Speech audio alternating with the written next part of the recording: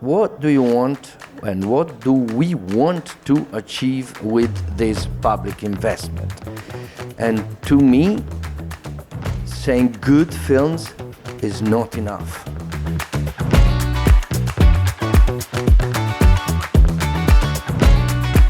In most film agencies, you can say that the vast majority of money is spent on production funding.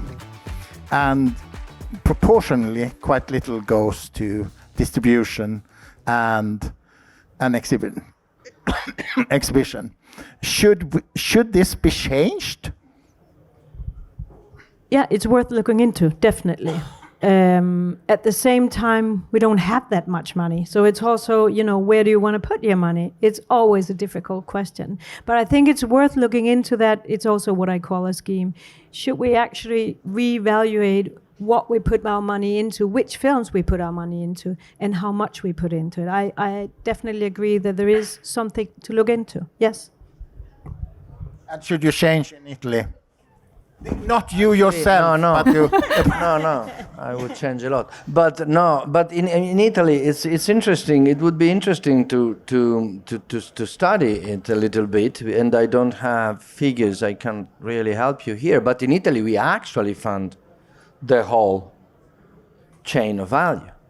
There is tax credit for national distributors. There is tax credit for exhibitors. There is tax credit for international sales agent. We are not sure yet there is money. But it's there. The principle is there. We'll figure out about money, about where actually the money comes from. Don't worry. But I can't tell you, did it work or not? It's interesting, though. It's an experiment. Exhibitors were given money to digitalize their theaters in the past, massive amount of money. Now they're giving tax credit and blah, blah, blah, blah, blah, blah. Is it changing? I don't know. What I still miss, what I still sometimes miss from the public investment in what we do, which is essential, is a sense of a mission. What do you want and what do we want to achieve with this public investment? And to me, saying good films is not enough. I think that we need to try and get more. Like, for example, work on conditionalities. Like, we spend public money in your industry, we want your industry to be better in terms of gender gap payment, whatever. You got it. Men being paid more than women, and sustainability, inclusivity, and blah blah blah. We found you give something back, but we need a general inspiration. We need a mission. We don't need public funding to tell us what films we need to make. This is a completely different conversation to me. Yes, that is a complete. So I will just say some last words, some sort of what can we conclude from this conversation. I hope you felt that there was some logic in the reasoning, that we didn't move too much back and forth. But I think there is some interesting takes.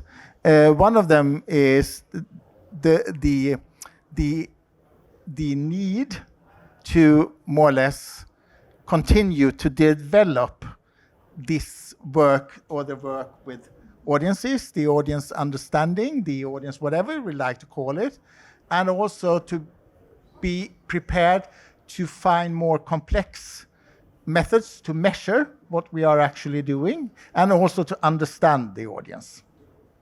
Because the audience isn't waiting, but the audience is also extremely much more diverse than it was perhaps only 10 years ago. You cannot understand it at all in the same way. And it's continued to transform, and that I think will be a major challenge for the future. The other take from this, and it's very clearly also in the report itself, is the need to be proactive.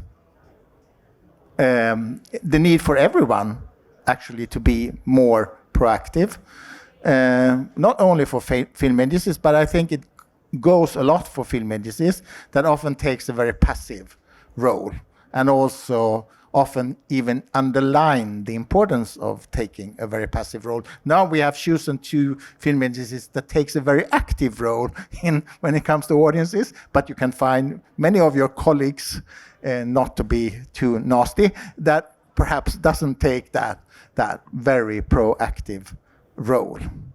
And the third that we haven't spoken about yet and will not speak about is basically, okay, audience. The audience isn't waiting, but the audience is also everywhere. And we are still that what I call cinema paradiso romantic